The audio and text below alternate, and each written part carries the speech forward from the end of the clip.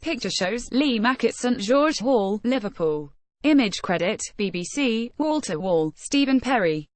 The comedian looks into another funny man in his family, although this relative was making jokes in one of the worst places imaginable.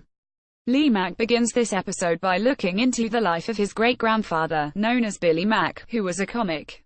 He also quickly learns that he took part in the First World War, which leads him to look more at his military background. It was here where he was part of a comic troupe that went out to the Western Front, where Billy ended up fighting in the Battle of the Somme. He survived, and the group he was in, the Optimists, helped to boost the morale of troops during the war. After this, Mack investigates the life of his granddad Joe, who was born illegitimate, raised by his labourer grandfather in Ireland after his mother left him for Canada. There were learned that because his two ex-great-grandfather had such a big family to look after, he made money by operating an illegal drinking establishment for which he was fined for several times.